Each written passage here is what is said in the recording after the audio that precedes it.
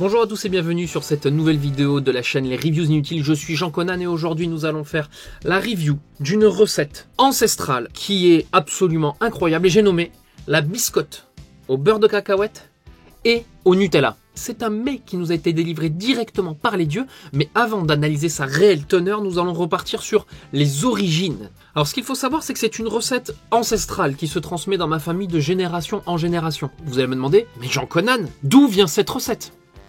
Laissez-moi vous raconter cette histoire. C'était pendant la Première Guerre mondiale. Mon arrière-arrière-grand-père est mort à la guerre et mon arrière-arrière-grand-mère se retrouvait à éduquer mon arrière-grand-mère toute seule. C'était pas facile pour toutes les deux. Elles essayaient de se débrouiller tant bien que mal. Elles survivaient comme elles le pouvaient. Mais un jour, un soldat allemand pourchassé par l'armée française est venu se réfugier chez mon arrière-arrière-grand-mère.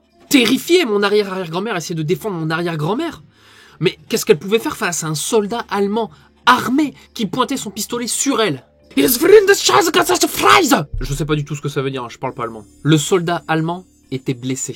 Mon arrière-arrière-grand-mère n'avait absolument rien pour se défendre. La situation était totalement désespérée. Et c'est là que lui vint une idée. Et si elle essayait de l'empoisonner?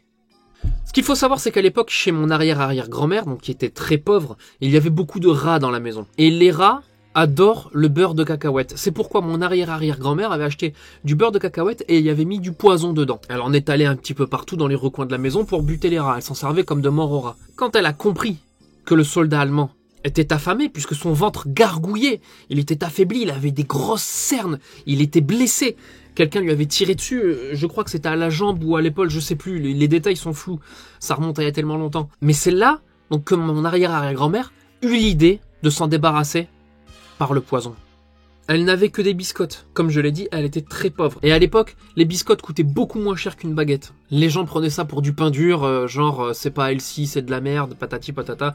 Ils avaient rien compris à l'époque. Et donc, elle a décidé de lui faire une tartine de biscottes au beurre de cacahuète. Problème! Personne n'aime le beurre de cacahuète, à part les Amerlocs. Alors comment faire bouffer une biscotte au beurre de cacahuète empoisonnée à un Allemand qui doit certainement complètement détester le beurre de cacahuète? Et c'est là qu'elle eut cette idée de génie. Eureka! On va masquer le goût du beurre de cacahuète avec quelque chose de puissant en bouche, à savoir du Nutella. Tout le monde aime le Nutella. Qui n'aime pas le Nutella? Même les orang-outans aiment le Nutella. Et c'est alors que mon arrière-arrière-grand-mère Oprah Winfrey, elle lui a donné, voilà, du beurre de cacahuète avec du Nutella sur une biscotte. Le soldat allemand était affamé. Qu'est-ce qu'il voit? Du Nutella. Il avait pas vu le beurre de cacahuète. C'est là, Guten Tag. Bam! Il croque dedans. Mon arrière-arrière-grand-mère regardait ça. Elle attendait les effets. Et qu'est-ce qu'elle vit? Le soldat allemand pleurait. Je déconne pas. Il pleurait de joie. Il s'est mis à parler français. C'était un miracle. Il ne parlait absolument pas français. Il s'est mis à parler français. Il a fait l'effort pour dire merci. C'est délicieux. Avec des larmes.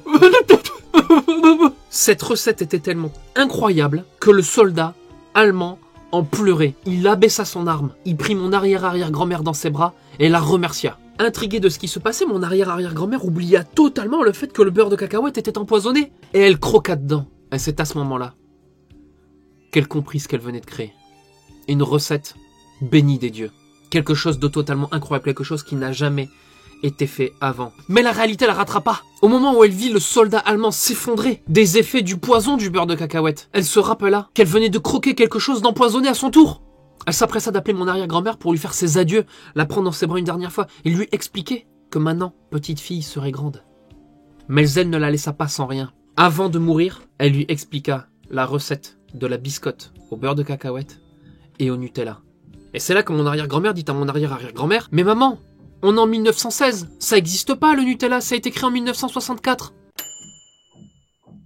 Ma fille, je ne t'ai pas tout dit, prends cette machine à voyager dans le temps et va en 2018. Il y aura des promotions sur le Nutella à Intermarché, ça va être la cohue, mais c'est là que tu l'achèteras au moins cher. Mais maman, c'est une clé USB, ça n'existe pas, on est en 1915. Casse pas les couilles, je vais crever, fais ce que je te dis. Et c'est ainsi que mon arrière-grand-mère découvrit la recette de la biscotte au beurre de cacahuète et au Nutella. Il faut savoir que depuis, dans ma famille, ça s'est transmis de génération en génération, de mon arrière-grand-mère à ma grand-mère, de ma grand-mère à ma mère, de ma mère à moi. C'est un mets de luxe chez nous qui nous rappelle évidemment nos origines, une tradition qui maintenant a plus de 100 ans, qui est de manger cette collation avec des gens qu'on aime, avant toute chose, le partage. Nous le mangeons les jours de fête, nous le mangeons pour les anniversaires, en guise de gâteau, en dessert, au goûter, au petit déjeuner. Mais bien sûr, le but de cette vidéo est une review.